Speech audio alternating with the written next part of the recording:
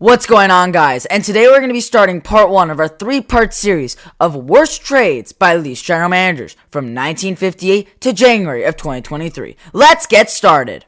Here's every Leafs general manager from Punch Imlach, from everyone else in between to now Kyle Dubas.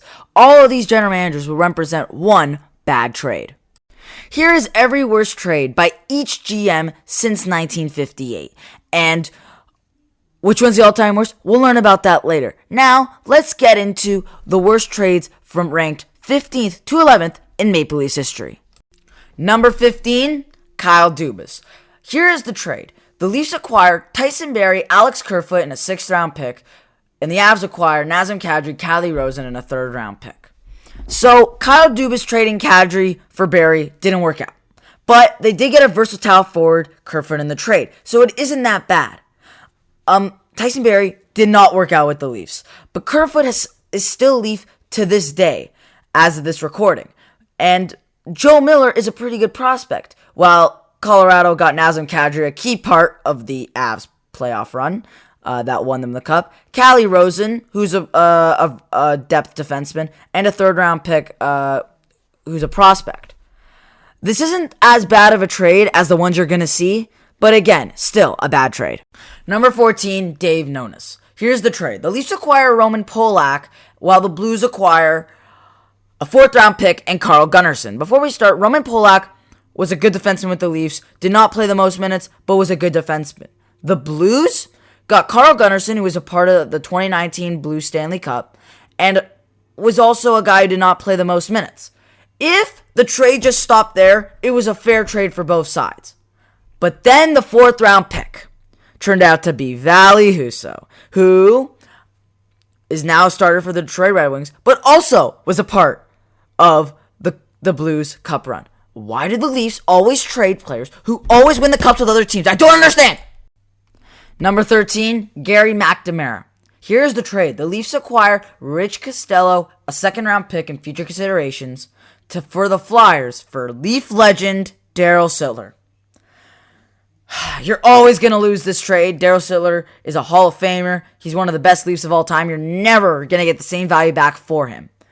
But this isn't as bad as a trade as we thought. The 2nd-round pick the Leafs got was Peter Inachek, who wasn't bad with the Leafs. He's a serviceable center. He had 267 points for 417 games. That's not bad.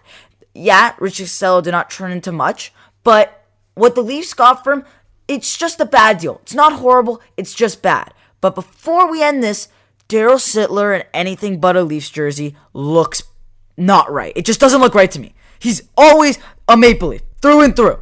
Number 12, Ken Dryden. Here's the trade. The Leafs acquire a 4th-round pick and a 2nd-round pick for Jason Smith. Before we talk about the Oilers side, let's talk about the Leafs side. The Leafs that selected with their 4th and 2nd-round pick, Jonathan Zion and Chris Verschovsky. Those two players combined for 17 games and 1 point. While Jason Smith played another 9 years in the NHL, was the captain of the Edmonton Oilers, and led them to the Cup final in 2006. The Toronto Maple Leafs had this young defenseman, and they decided to trade him for assets, and then those 2 draft picks, they picked poorly on. This was not a good trade by the Leafs. Not as bad as other trades, but still a bad trade. Number 11, Lou Lamoriello. Here's the trade. The Leafs acquire Michael Grabner. The Islanders acquire Carter Verhaeghe, Christopher Gibson, Tom Nielsen, Taylor Beck, and Matthew Finn. Let's first talk about Michael Grabner. Michael Grabner played 1 year with the Leafs. 18 points, 9 goals, in 80 games. Not good. But he had a pretty good NHL career. Over 600 games, over 270 points. Not bad. But what the Leafs gave up wasn't good in return. 3 of the 5 players, Taylor Beck, Christopher Gibson, and Carter Verhaeghe, all have played NHL games, and Carter Verhaeghe being the best person out of the 6-player trade. Stanley Cup champion Carter Verhaeghe is playing great now with the Florida Panthers. This year, 22-23 season, as of this recording, he is almost a point-per-game player. Yes, this trade was made in 2015, and now he's doing great in 2023, but still, why, Lou? Why did you trade for Hagee when shedding contracts? It doesn't make sense. And only for 1 year, Michael Grabner? This trade was bad. But will the Horvat trade be as bad as this one? Who knows? Still, a bad deal. Here's the summary of the 5 not-so-bad deals by each of the general managers we've talked about. Not good trades, and impacted the Leafs negatively in the future, but still not as bad as the trade you're about to see. There you have it. Those are trades 15 to 11 of the worst trades by each general manager. Thank you for listening. Please let me know what you think. What would your order be? And look out for my next video, which is the worst deals 10 through 6. Have a great day and see you in the next video.